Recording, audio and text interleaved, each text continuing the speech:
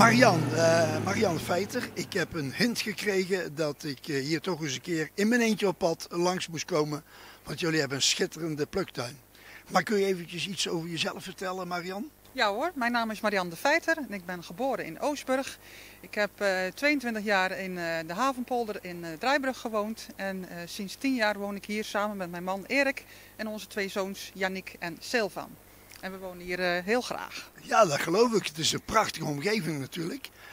Nou, ik ben benieuwd hoe dat ik hier een rondleiding krijg, want ik ben zelf gids. Maar ik laat me helemaal gidsen door jou vandaag. Ja, dat is hartstikke leuk. Kom, we gaan naar de pluktuin. Gaan we doen. Ja.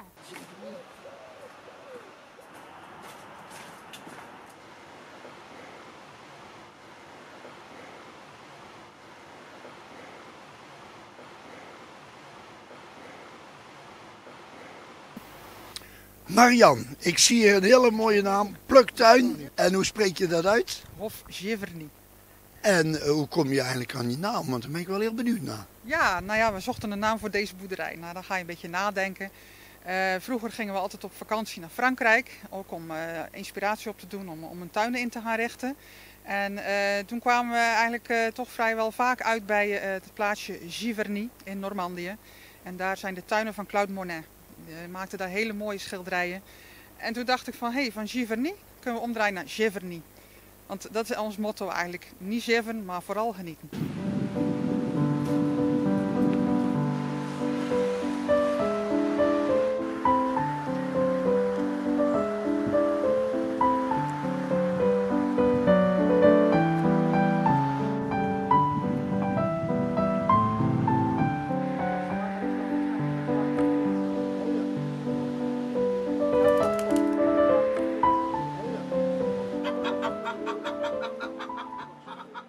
We staan hier bij deze mooie roze dahlia. Dit is een arbatax, een boldalia, of baldalia, zo moet ik het zeggen.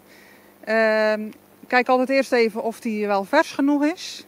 Als hier wat gedroogde blaadjes aan zitten, dan is de bloem eigenlijk al te ver. Dan staat hij niet meer zo lang mooi op de vaas. Dit is nog een knop, die is nog helemaal open. Die gaat op de vaas niet meer open.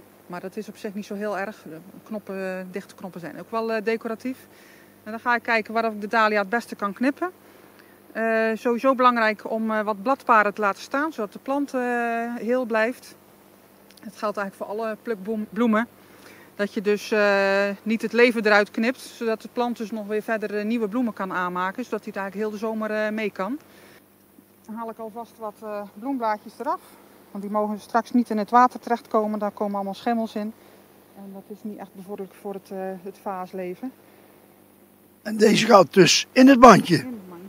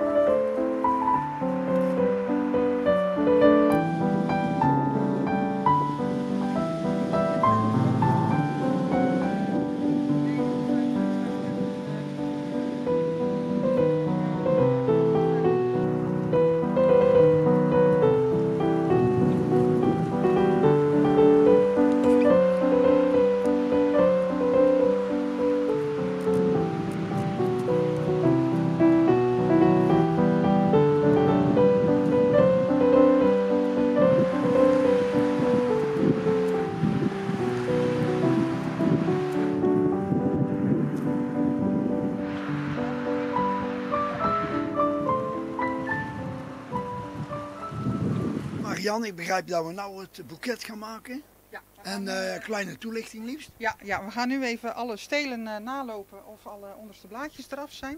Ik heb het in het veld ook al een beetje gedaan. Het is de bedoeling dat je geen blaadjes in het water in de vaas hebt. Het is vandaag warm, dus de bloemen weten wel al van de warmte. Maar als ze een nachtje in het water hebben staan, dan trekt dat helemaal bij. En dan gaan we ze kruiselings neerleggen. Dat we een soort korenschoofje gaan maken. Oh ja. En even kijken naar de lengtes. En dan draai ik het boeket iedere keer in mijn hand om. En dan voeg ik daar de nieuwe bloemen aan toe.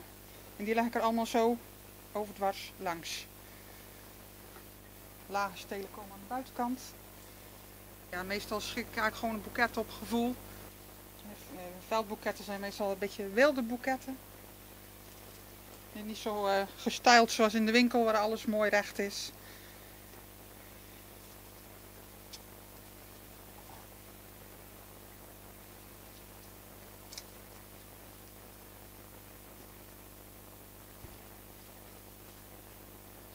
Nou, kijk eens, dankjewel. Daar kun je mee thuiskomen, hè, met zoiets. Ook, hè? Graag gedaan. En ik hoop dat jullie er veel plezier van hebben. Dat jullie mogen genieten van de bloem.